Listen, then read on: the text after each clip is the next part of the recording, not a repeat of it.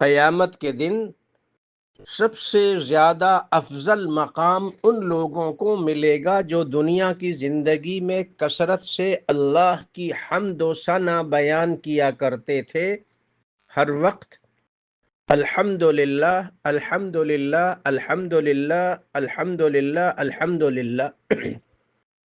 امام طبرانی نے معجم صغیر، معجم اوسط، معجم کبیر تینوں میں یہ روایت اور یہ حدیث مبارک نقل کی ہے۔ رسول اللہ صلی اللہ علیہ وسلم کا ارشاد مبارک، اول زمرۃ تدخل الجنۃ الذین یحمدون اللہ فی السراء والضراء۔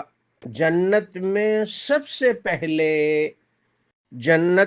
سب سے پہلے وہ لوگ، وہ گروپ، وہ مجموعہ، وہ لوگ داخل ہوں گے جو بیماری میں، غم میں، تکلیف میں، سختی میں، پریشانی میں بھی اللہ کی حمد و ثنا، اللہ کی طرف رجوع، اللہ سے مانگنا، الحمدللہ الحمدللہ الحمدللہ، اور بیماری کے بعد اگر راحت ہے، سلامتی ہے، عافیت ہے، خوشی ہے، فراوانی ہے، نعمتیں ہیں، راحتیں ہیں، خوشیاں ہیں، تب بھی الحمدللہ الحمدللہ رب العالمین اور لا الہ الا اللہ۔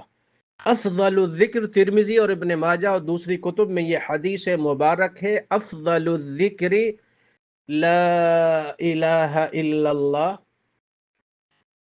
وافضل الدعاء الحمدللہ رب العالمین۔ سب سے بہتر افضل ذکر ہے لا الہ الا اللہ، اور افضل دعا الحمدللہ رب العالمین۔ ہر حال میں اللہ کی حمد و ثنا بیان کرنا، الحمدللہ الحمدللہ الحمدللہ۔ اللہ تعالی ہم سب کو کثرت سے اپنی حمد و ثنا بیان کرنے والے حماد بندوں میں سے بنائے، آمین آمین۔